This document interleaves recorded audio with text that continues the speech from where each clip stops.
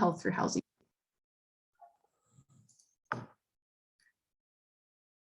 And most of you have probably seen, if you did the initial RFQ we did to be in the provider pool, we had our definition of what we are defining as homeless street outreach, meaning really engaging with people experiencing homelessness who are living on the streets, living outside, and engaging with them with the goal of helping them to stabilize and ideally move indoors to one of the sites. So we just wanted to really stress again what we're talking about when we say outreach.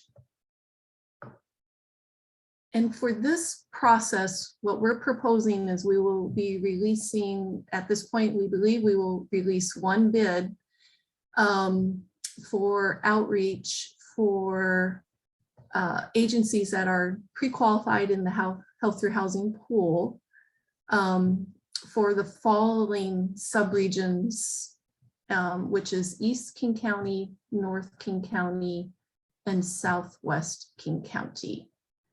So if we released one bid, you could indicate if you pre-qualified for one of those or all three of those, you could at that point decide to submit a bid.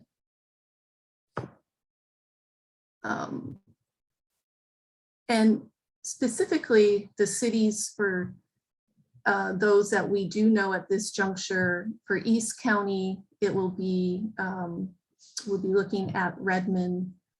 For Southwest King County, we have properties identified in Federal Way and Auburn. North County, we are actively looking for potentially one more health through housing site that could be in North King County. So we want to go ahead and include that in case that becomes a reality as well. So at this point, we know of the three identified sites for sure: Redmond, Auburn, and Federal Way. Essentially, what we're looking for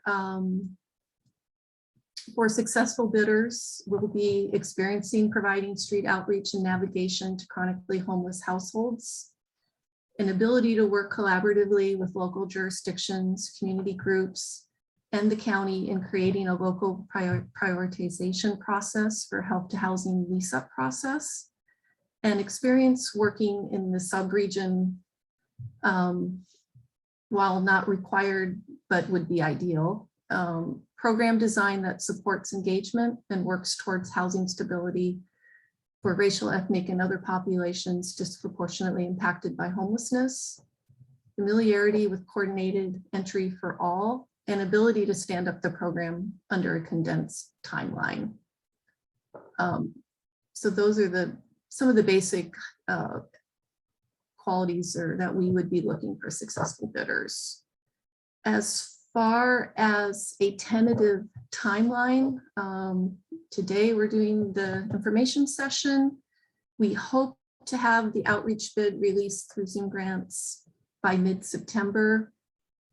We anticipate that all bids will be open for a period of 3 weeks.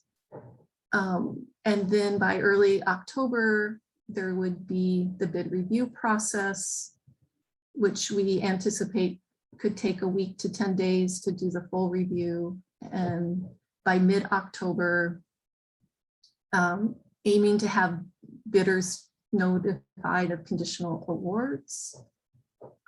Late October, having the contract begin, and ideally having a program operational by December is the goal. The bid submittal process, I think Andrea already mentioned, but agencies in the health through housing provider pools who in this particular case indicated willingness or interest in the outreach will be notified via an email when bid goes live in Zoom grants. And then all bids will be submitted through Zoom grants. All questions must be directed to the RFP coordinator through your application portal and Zoom grants. Q&A and recordings from these info sessions will also be posted in Zoom grants. And Q&A for the specific bid will end 1 week before the bid due date. So that is a very brief kind of overview of what we're proposing. I don't know if anybody else on the team, Mark or Kate, if you have anything else you wanted to add. Let's see if I can stop sharing. I do not have anything to add. Thanks, Janice, for walking through all that, and thanks for everybody for participating today. And so with that, we're guessing there's probably some questions about all of this, which may get into more of some of the substance that you all may be wondering. And so as Andrea, we're going to open it for questions. And hopefully if we have the answer, we'll provide it now. And if we don't, we will certainly make it part of the Q&A that will be posted. Janice, this is Kate. Did you want to speak at all when it is time to submit an application? What kind of the budget information that you'll be looking for will be? Sure. Yeah. Thanks, Kate. So as far as for the outreach, there will be a set of standard narrative questions for each that will be the same for all of the sites that we will be soliciting the bids for. And the budget, we are going to ask folks to basically tell us the cost of one FTE outreach worker staff and some of the associated costs for that individual, and provide a budget for that. And then from there, once we know the like one of the specific sites, we can take that budget and estimate how many outreach workers team do we think we're going to need for a particular location. And then from there, we can estimate the budget up, and we would negotiate with the who's ever selected as the outreach provider. We would then enter into some negotiations with you around the size of the budget and the scope of the work that would need to be done. So that's what we're proposing as far as budget for outreach.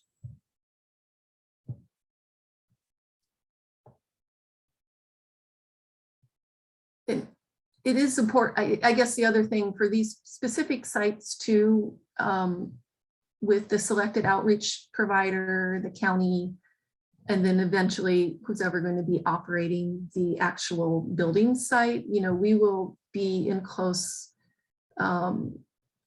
communication and working with the local jurisdictions as to what the scale and scope of the outreach will be. Each community will be unique in that, we'll be setting for instance, for Auburn, will it just be, Auburn, proper, or what would the extent of the outreach be? And we need to kind of negotiate those terms and things with each of the local jurisdictions.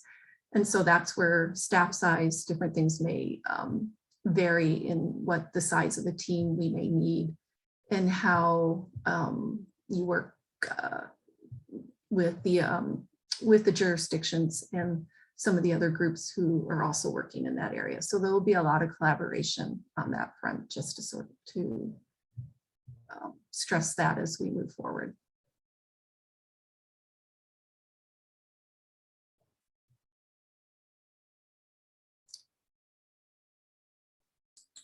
So I think, unless Kate or Mark, either of you have any other thoughts, we can just go ahead and open it up for Q&A questions at this point. There's a question in the chat about how long will outreach positions be funded for? Yeah, that's a good question. And, some things are sort of shifting on that front. Initially, we thought up to 18 months, but it could be longer than that. So it may, I think we could say a minimum of 18 months, but it could be longer.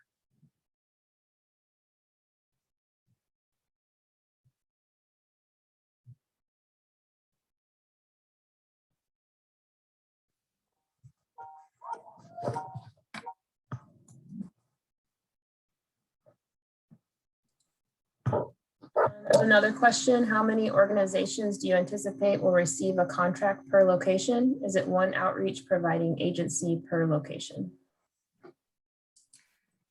Yes, at this point, we're looking at one outreach provider per specific location site.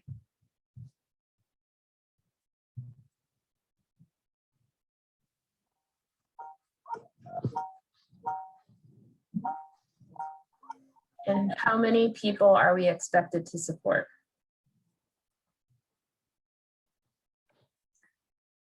That's going to be determined partially by the location and the site, how many people can be served there.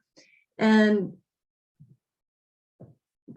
honestly, we're kind of looking at how many of the referrals will be local versus coming through the regional coordinated entry. And I think we're getting close to what that's going to be. I don't know, Mark, if you have any input on that at this point. But some of that will be determined by the percentage of what percentage will the local referrals be at this juncture. So. Yeah, I'm happy to jump in on that.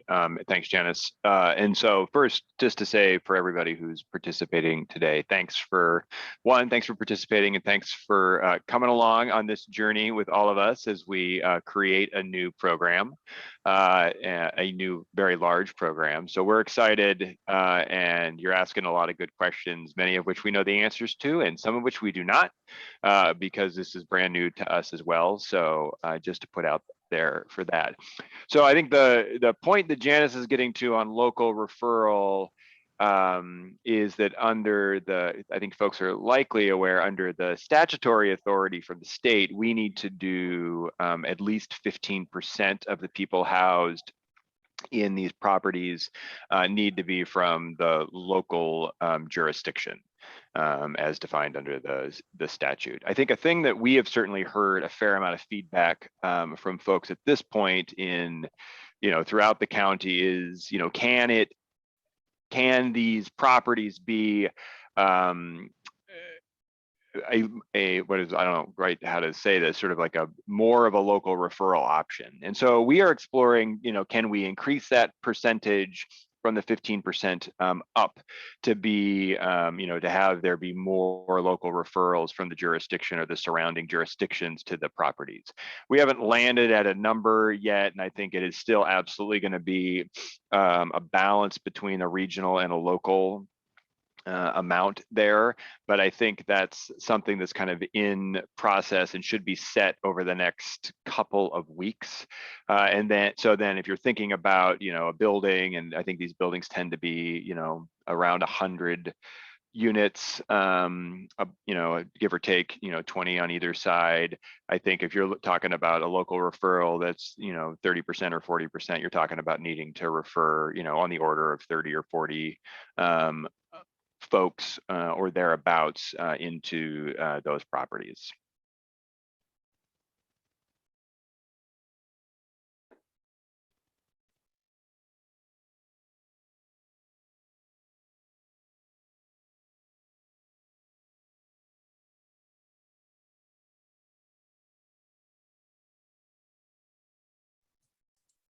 Thanks, Mark. We have a question about the timeline. So King County will select outreach providers before agencies are awarded the facility. For example, Chief Seattle Club wants to be the outreach provider for the site we are awarded.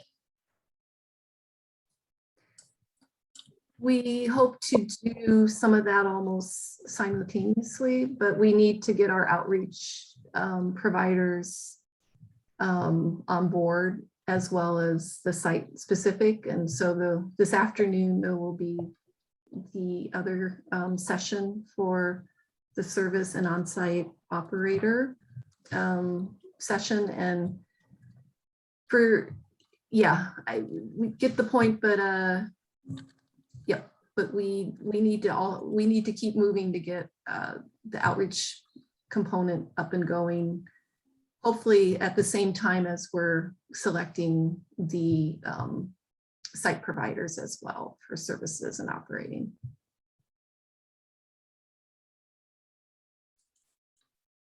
Will there be opportunities for outreach providers who work with specific subpopulations, for example, youth, LGBTQ+, etc.?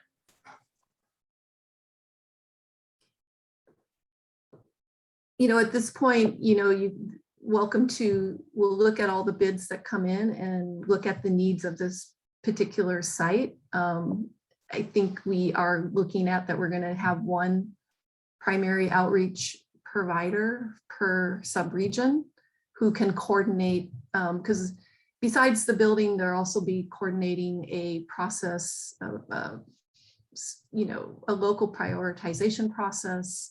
So we are going to need a lead outreach team to take on those different tasks. But if folks are in the pool, want to submit, I think that will be something we'll have to look at during the review phase.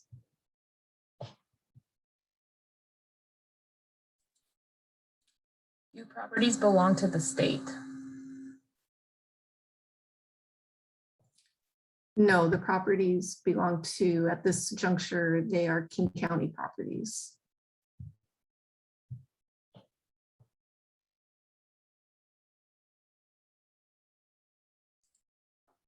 Can the lead agency for the outreach subcontract with other agencies that might focus on subpopulations? It's potentially possible, yes. But again, we'll take it site by site, and yeah.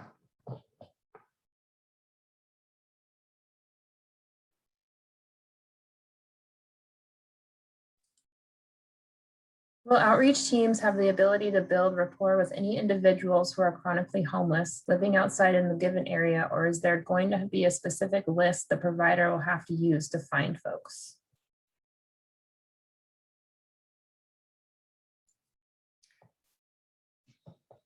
I would say it could be a combination of the two. We certainly think the outreach team will be definitely, out on the streets looking to identify chronically homeless individuals, but at the same time working with some of the local providers and cities in work that they may have already done in their community, and also knowing where potential folks are in their jurisdiction.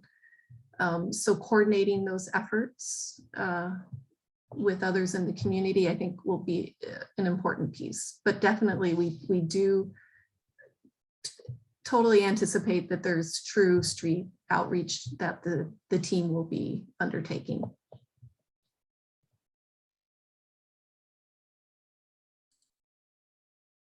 And so a question about confusion, the sites and properties that are being referred to, is that a safe lot or actual housing?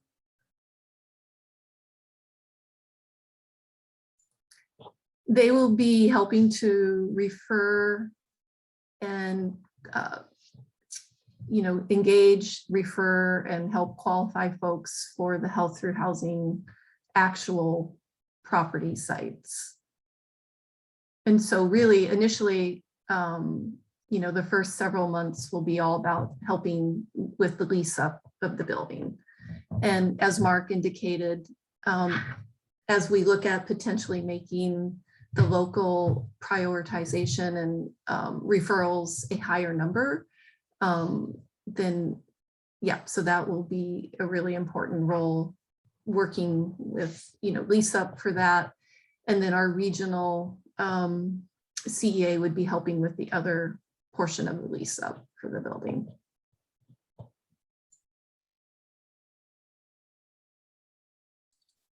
How does vehicle residency outreach fit into this strategy?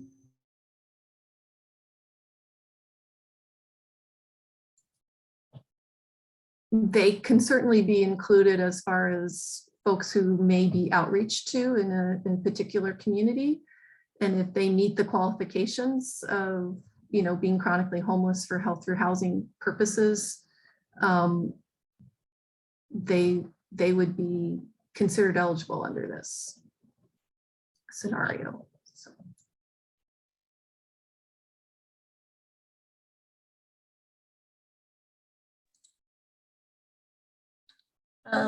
Question. So this is 1.0 FTE per subregion, or do you have a model outreach team, i.e. a combination of several components for each outreach team with the ability to add subcontracts for specialized services or components like a behavioral health specialist or other focused subgroup on an outreach team?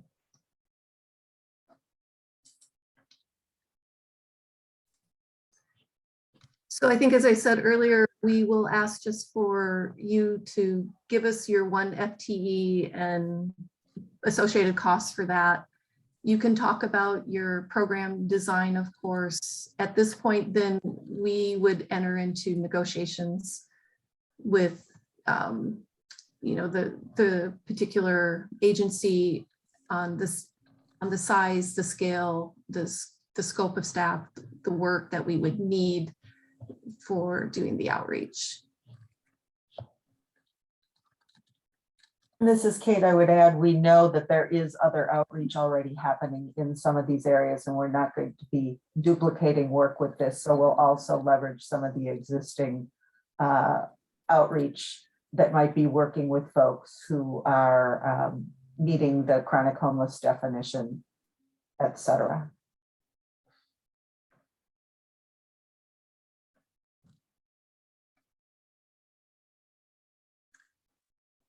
Is King County selecting 1 agency per geographic region or 1 agency per site? At this point, we're looking at 1 agency per geographical region. So for instance, with Southwest King County, we know of 2 sites there, Federal Way and Auburn. So we would hope to have 1 outreach contract with 1 outreach team to cover both of those jurisdictions.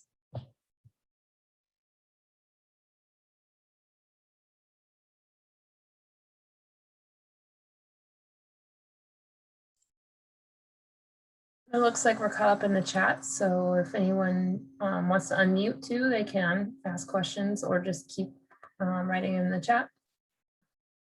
Either way.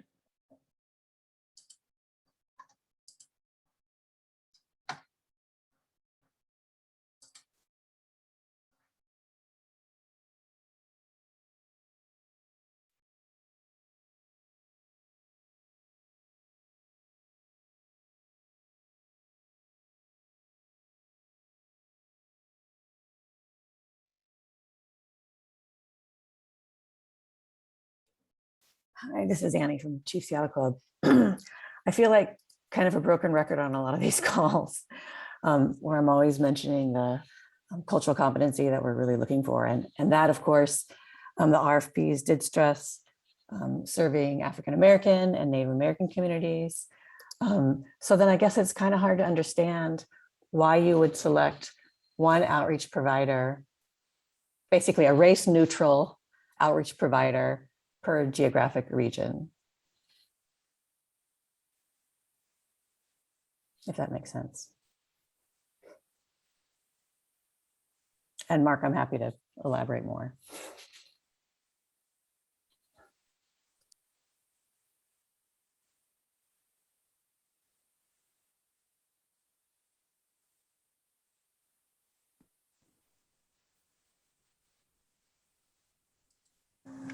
Did we lose Mark? Or is he on mute? I think Mark has the meeting, so. But we, Annie will make note of your comment, your concern. Thank you. It's just, I just don't understand. I mean, the focus of, African Americans and Native Americans are disproportionately represented in the chronic homeless community, but then a lot of the RFP's language is really done in this to basically remove, like Chief Seattle Club, we're not going to compete well if you're like, well, we only want to select one provider for the Southwest region. But for us, we would only want maybe the Federal Way site and not necessarily the Auburn site, for example. So then how could any other agency have any cultural competency around, let's say, Native populations if they don't have staff that represent those communities?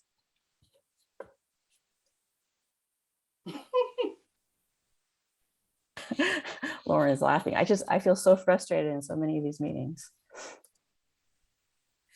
Well, that's why the same result is happening. But you said the Southwest region being Federal Way in Auburn.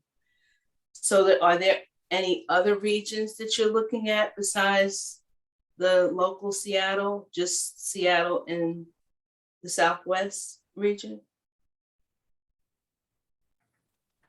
We also have a site identified in Redmond.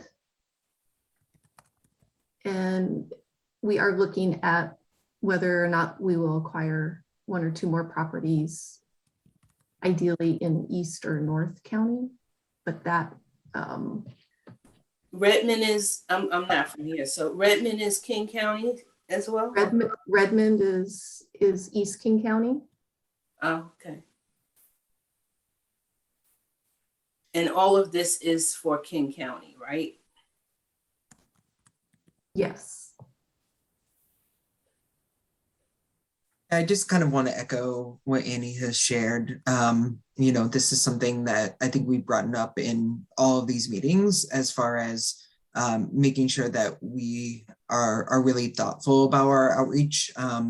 So I just wanted to echo that. And, same with the subpopulations is that if we don't prioritize like domestic violence survivors or, youth and young adults, we're going to miss those in these opportunities. Same with, really focusing on Native community or BIPOC individuals. And so just wanted to, at least vocalize again that I would hope that as we're bidding on these, that's taken into consideration. So. Thanks, Scott.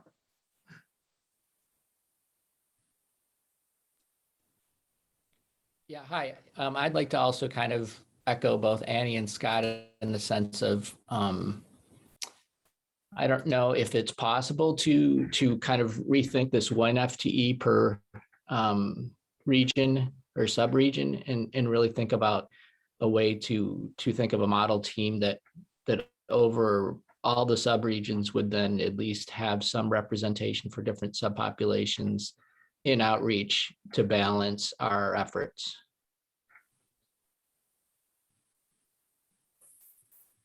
Oh, this is Kate. Just one thing I would clarify is what Janice was speaking to with one FTE is that's what we'll be asking to see the budget for, just one FTE, so that no one has to develop a complex budget with all sorts of different FTEs. And then there will be negotiations, as was discussed earlier, based on how many households the outreach would be, et cetera, in terms of the number of staff that it might actually end up being. So it may end up being indeed more than one person. It's just that for simplicity of budgeting purposes, it is just what would one FTE with associated costs be, if that helps clarify that piece of things.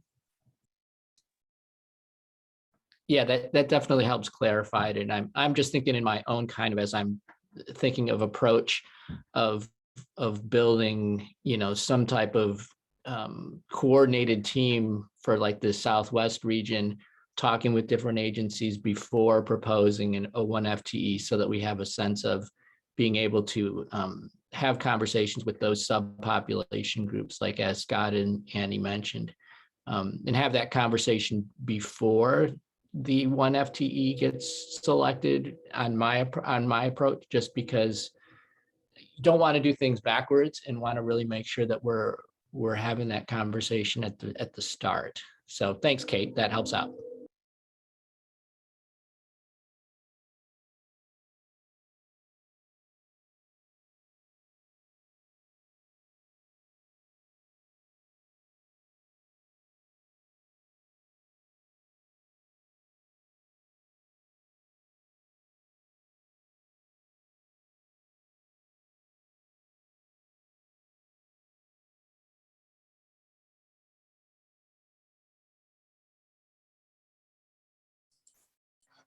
We do have one comment that maybe you can talk about how this model fits into regional response that includes specific agencies serving underserved communities.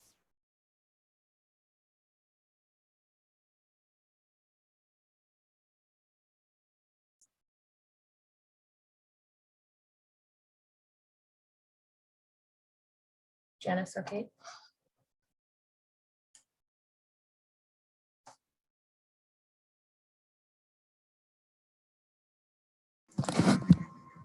I'm going to jump in on that too, even though I'm not really supposed to be in this meeting. I'm about to jump off, but just so that Janice doesn't have to keep taking these bigger questions.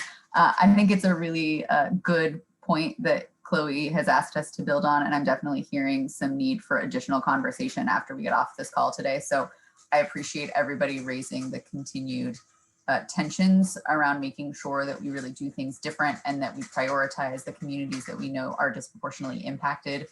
As I think most folks on this call may have seen, we transmitted a health through housing implementation plan to council yesterday that does try to lay out the funding model for the entire health through housing revenue source. And while the revenues really seem like a lot of money when it gets down to funding the capital, funding the services, funding the outreach, we are really trying to toe a thread and needle, so to speak, around how do we invest adequately in outreach while investing adequately in all of the other things and doing it equitably. So I just want to kind of add that frame, folks, and none of that takes away from the really strong message that I've at least captured here in the last few minutes around how do we make sure that we're doing things differently. And I appreciate the questions and want to make sure that I take that back.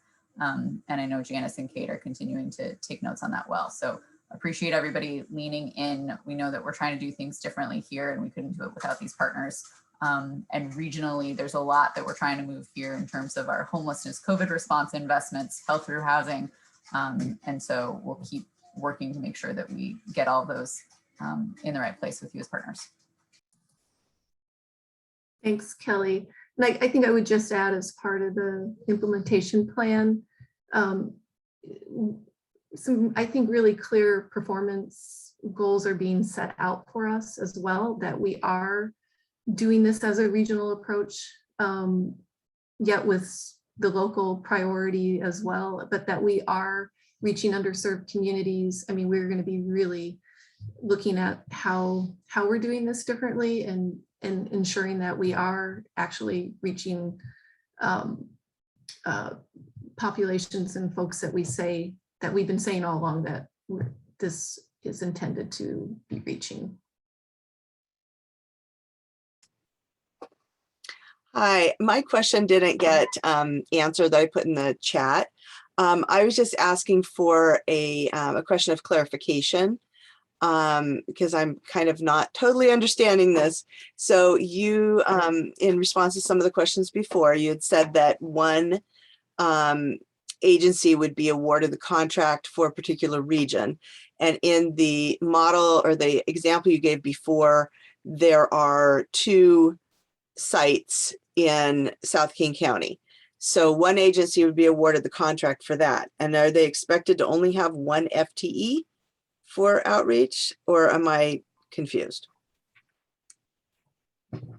No, we don't expect them to have one. What we said is we would ask for the cost in the proposal, in the bid, the cost of what it would be for 1 outreach worker and associated costs.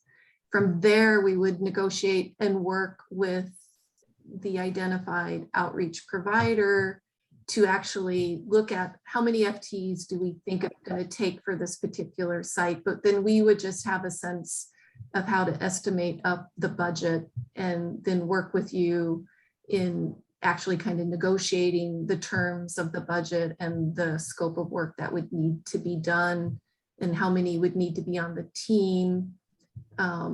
If it's one provider for Southwest, you know, it may be 2 different contracts for the 2 different sites. So we can, you know, make it as site specific as we need to, and for that particular jurisdictions in question. So that's what we mean by asking just for the budget to initially start with 1 FTE and the cost. And then from there, it just gives us a sense of what the potential scope of a budget could be, but it wouldn't be just 1 FTE. Got it. Thank you very much. And I would expect then that within an agency who would then be hiring multiple FTEs, that perhaps the staff population, if you will, of people that would be hired to fill those positions could potentially address some of the questions and concerns that have come up regarding the different subpopulations. It would, of course, make the agency or the contract would have to be able to serve all those different subpopulations, but you could have outreach workers with lived experience and shared demographic profiles with the people they're doing outreach for. Correct. I think that's a good way to summarize it. Thank you. Thanks.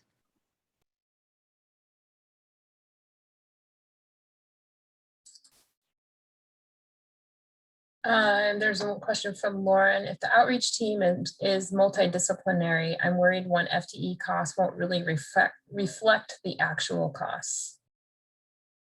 And then a follow-up, also worried about a potential of workers continuing to be underpaid if the most attractive bid is lower and stagnant wages further. Not saying any of us would do that, but it might create that dynamic unintentionally.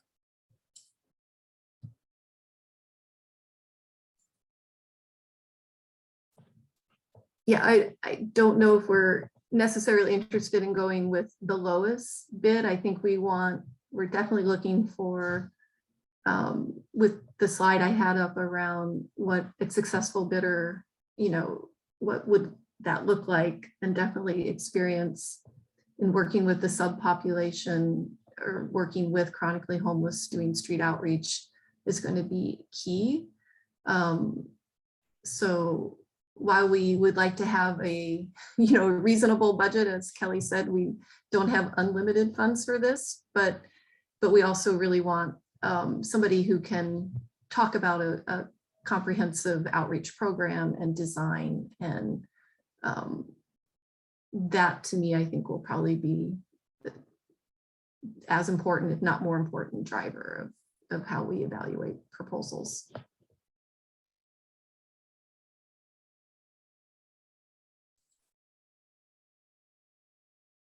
And we have the comment, mainstream agencies have been wanting to serve Native communities for decades, but haven't been successful. So why would you think they could do it now?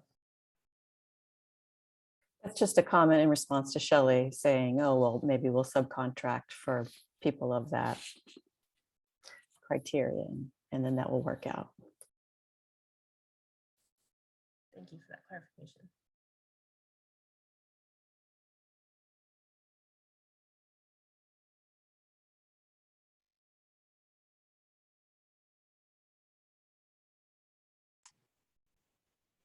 So Annie, I wasn't necessarily saying that was the best choice, but a way to compromise, I guess. That was just my question of a way to make sure that the subpopulations that were of the greatest concern could then be addressed, even though I completely hear what you're saying. I understand you're very well intentioned, Shelley, but it just wouldn't work out based on decades of history.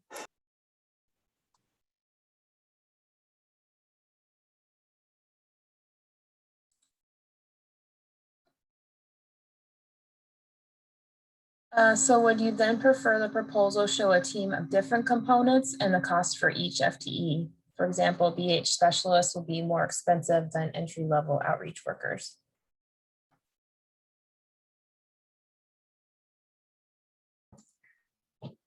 I think at this point, I'll just say we'll make it clear when the application comes out what we're asking for specifically around the budget.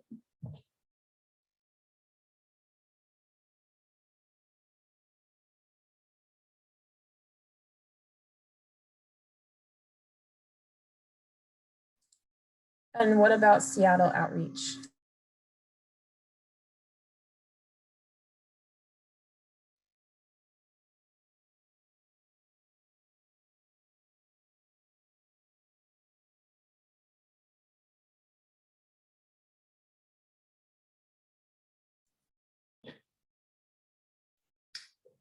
As far as Seattle outreach at this point, we'll be working with the city of Seattle and a couple of the identified providers. Since Seattle does have some of their own outreach components and things going on, so we will need to work directly with them on that. Also, a number of the Seattle units are coming on a little bit later. And so we need to get moving on some of these projects that are coming on closer in here outside the city of Seattle. City projects coming on more likely in 2022 is my understanding. And so we'll be doing something with regards to that outreach at a later date.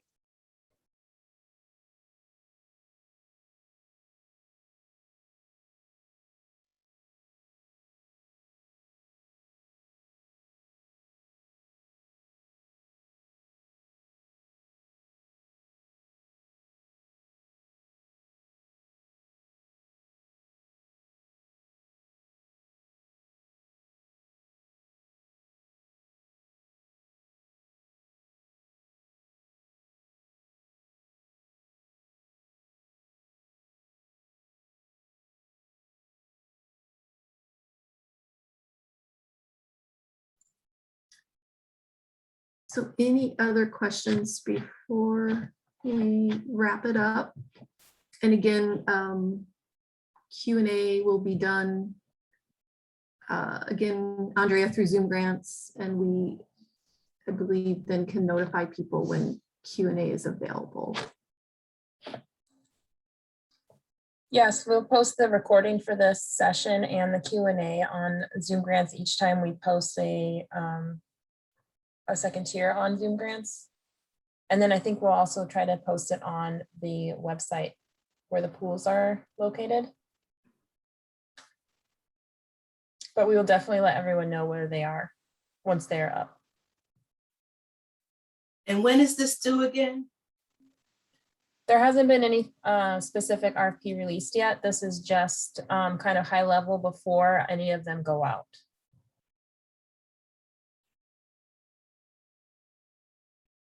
But I believe, Janice, you said we were thinking about mid-September was the first ones that will be posted. Yeah. Yeah, we hope to have the outreach out by mid-September. And each bid should be open for approximately 3 weeks.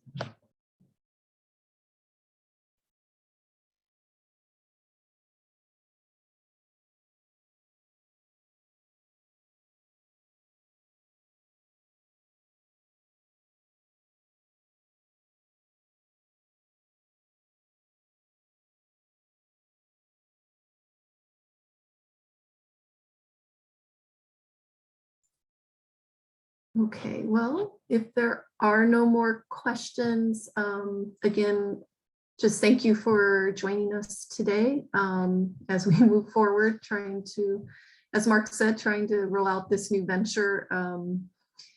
It's exciting, and we know we have some work to do on several fronts, but with help and support, we hope to make this a successful venture as we move forward. So we will be posting Q&A, as Andrea said, and hopefully you'll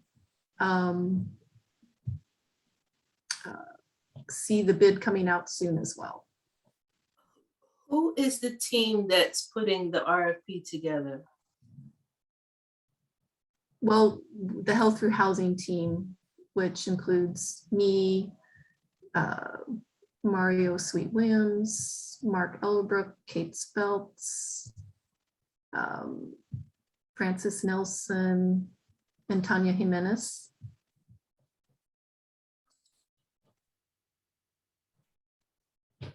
Thank you.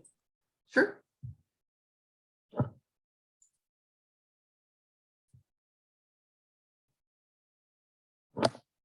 Great. So if there's not any other questions, I'll just, again, thank you for joining us today, and we'll be in contact.